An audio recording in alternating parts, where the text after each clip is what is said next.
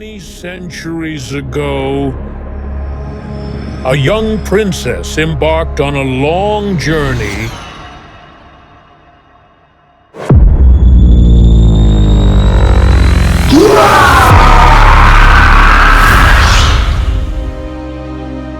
She hoped to prevent an impending war between her father's kingdom and the neighboring kingdom.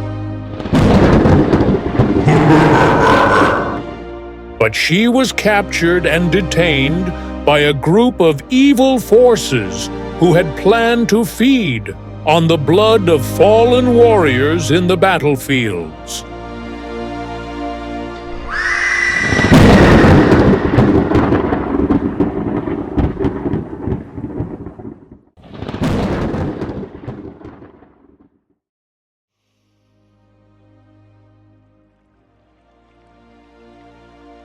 The search parties eventually arrived at the Okitankwo River, but found a devastating scenario.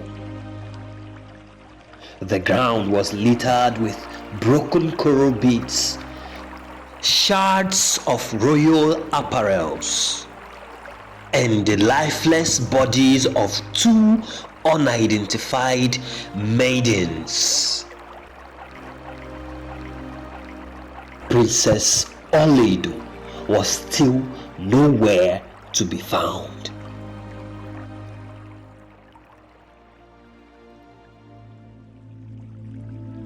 Upon finding the pieces of broken royal beads and shards of royal fabrics assumed as leftovers of the missing princess, the messengers said to themselves, "We cannot return with hopeless tidings to the king.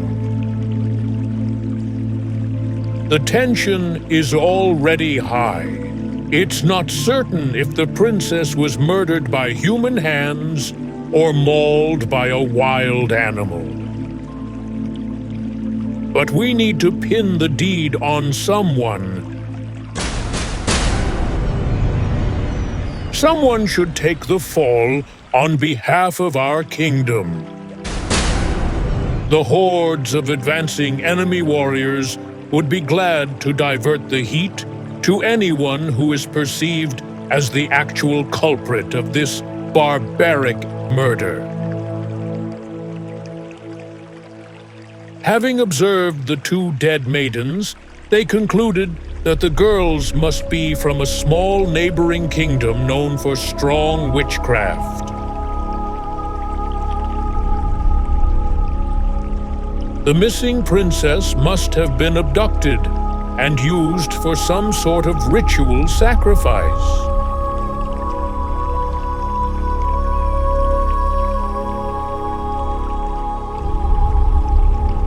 They all agreed in unison to sell this false theory to their king and then set out, hoping the intended lies would save the kingdom from burning.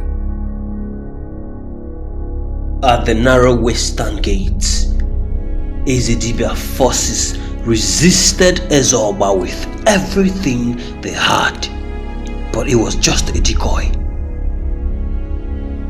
The Ezeogba warlord was a master tactician. He knew exactly what he was doing. Coming through the narrow western gate was a distraction.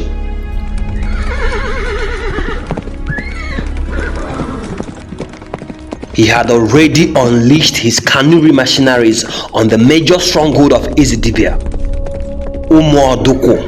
the southern military base. Ezedibia did not see that coming. Those cannery horsemen were bad news to any enemy, treacherous and yet bloodthirsty, only loyal to the highest bidder.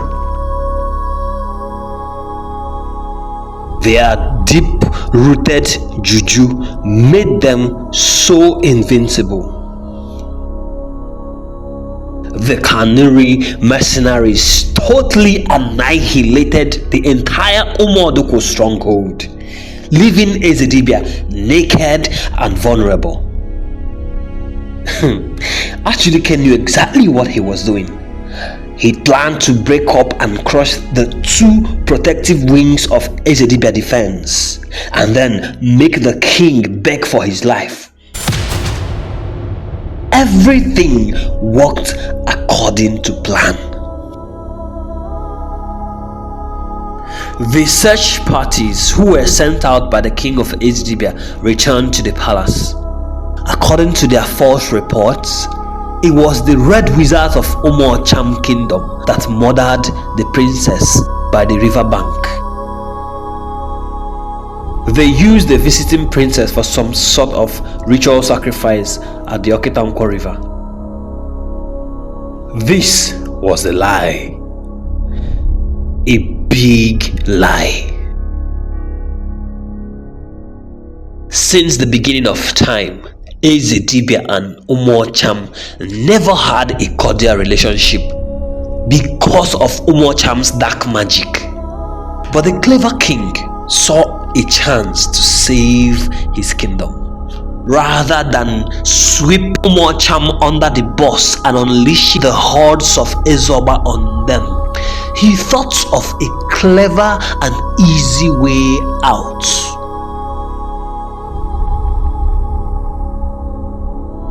Over the past years, Umuocham had been offering Ezedibia business partnerships, exclusive magical protection in exchange for commercial gains. It was the perfect time to seal that deal and then unleash the red wizards on Ezeogba. Since Umuocham kingdom was just at the backyard of Ezedibia, it only took a little while before the red wizards arrived the battleground.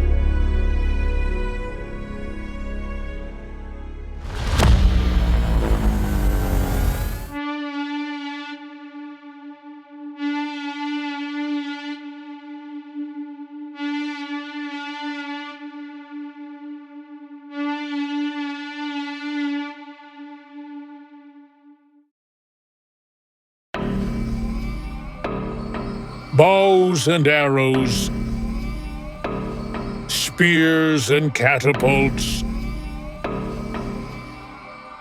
shields and swords, axes and fireballs were all powerless before dark magic. Using dark magic, the red wizards leveled the playground for Ezedibia at all battle fronts. They wiped out the very best of Achulike's men.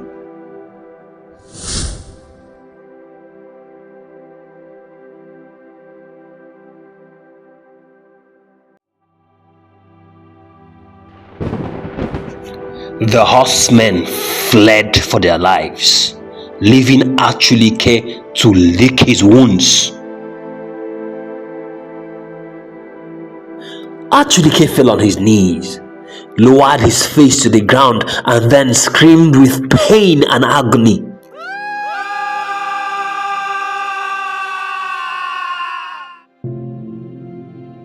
Total defeat stared Achulike on the face, eyeball to eyeball, but he had one more card to play. The Immortals. His backup plan. He must summon the Immortals at once. Many years ago, before Achulike became warlord, he journeyed to some places in search of fortification. Ndiago was one of such places. A sacred temple of immortal lions. During his visit, he signed a blood covenant with the Immortals. Every member of the Ndiago clan was destined to transform into a mountain lion at the end of their mortal lifetime.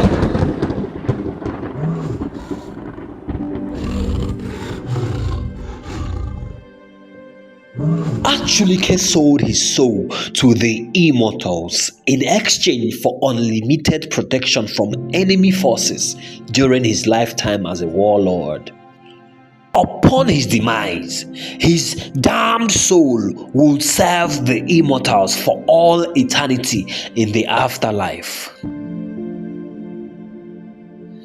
Achulike summoned the immortals and they came to his rescue.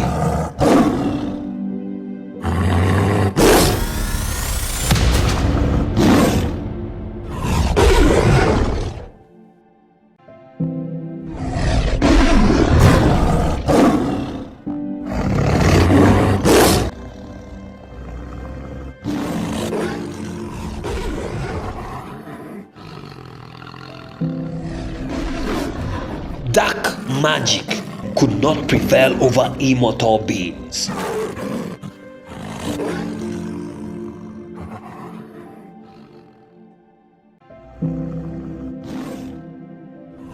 Therefore, the Red Wizards abandoned the campaign.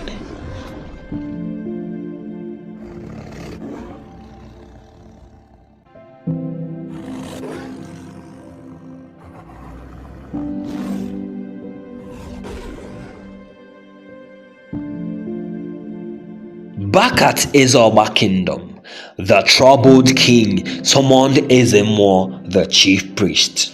He needed to know the mind of the gods concerning the ongoing campaign.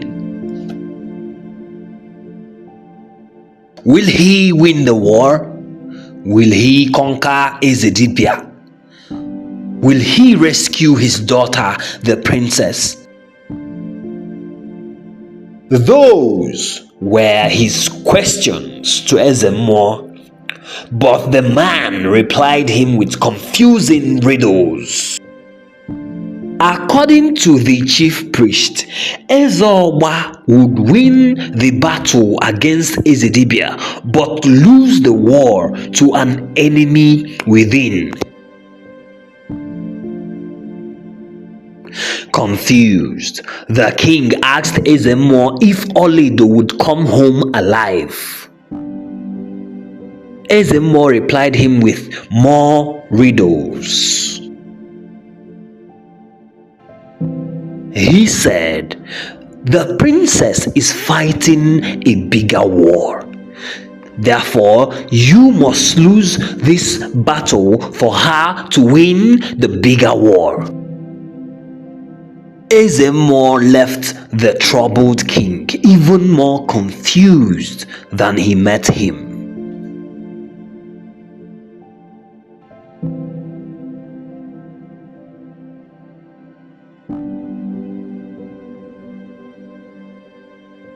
The troubled king summoned Nzeoparocha, the wisest man in Ezeogba.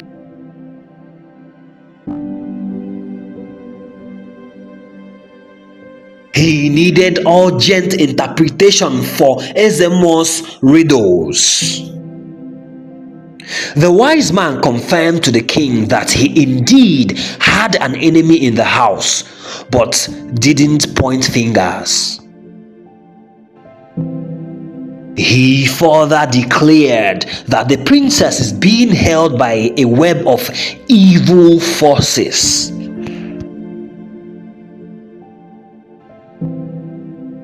Only peace with Ezedibia Kingdom can save her life.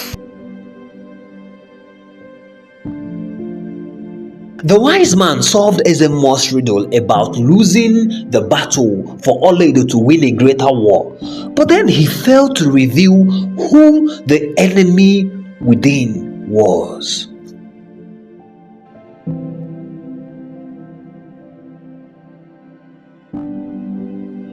The Ezeogba king sent messengers to the battlefront, ordering Achulike to stand down and return home.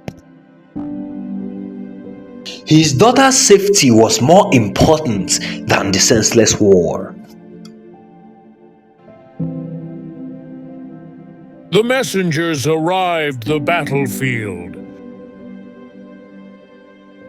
delivered the king's message to the warlord,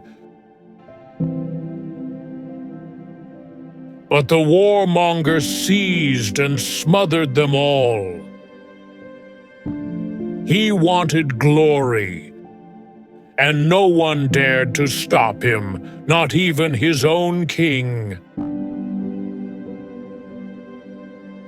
Terrified by this act of treason, the invading warriors broke into factions.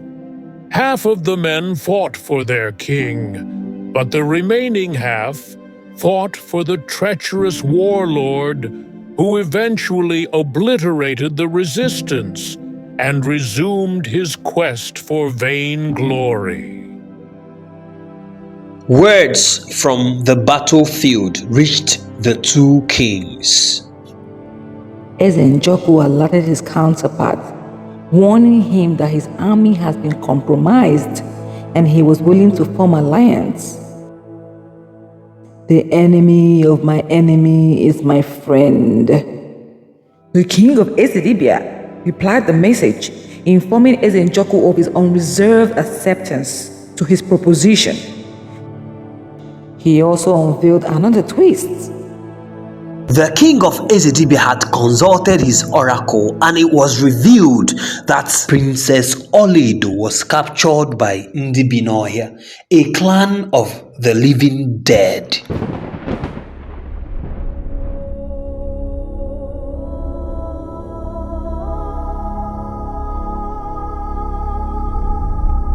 Ndibinohia were renowned for their crooked ways. Known as half-apes and half-spirits, they lived on rotten human blood. Ndibinohia instigated and masterminded wars between humans so they can go back to the battlefields and feast on the blood of fallen warriors. A couple of months ago, Achulike journeyed to the land of the living dead, where he fought his way through the gates of evil.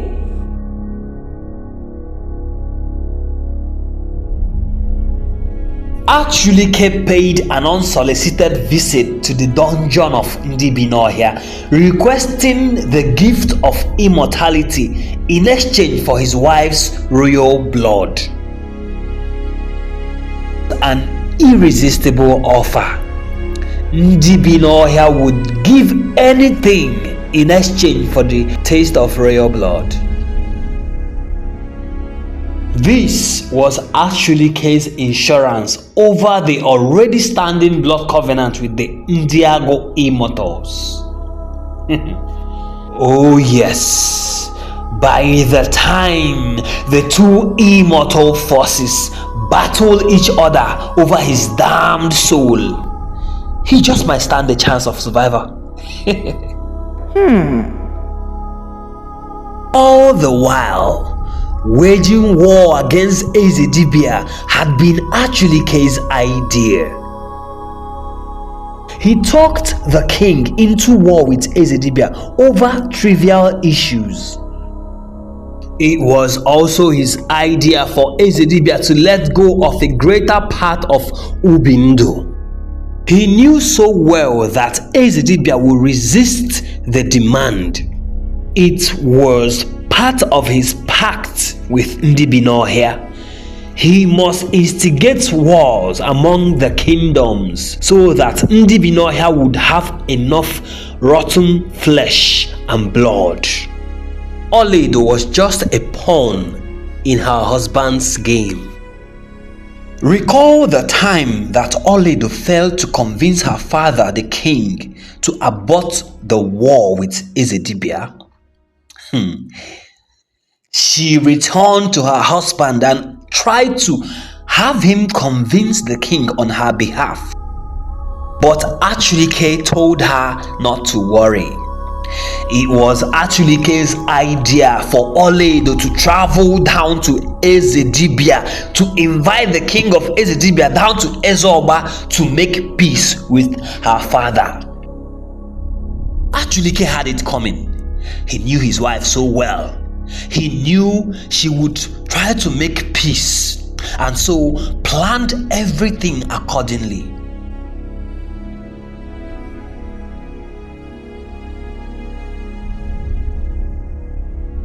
Beforehand, The Ezemo had already tried to warn the king, but Achulike intervened, convincing him that the Ezemo had lost his potency. Achulike convinced the king of Ezeogba to journey with him to Umudike mountains. Meanwhile, Achulike had already arranged with a fake oracle to tell the king what he wanted to hear. Assured victory over Ezedibia. While Achulike left for Umudike with the king, he sent words to Ndi Binohia, informing them to ambush the princess at the Okitankwo river.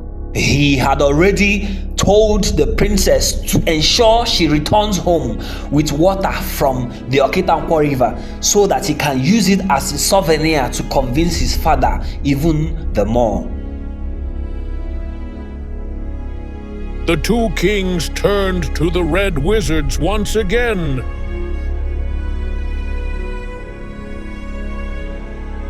To rescue the princess from evil hands, they must fight evil with pure evil.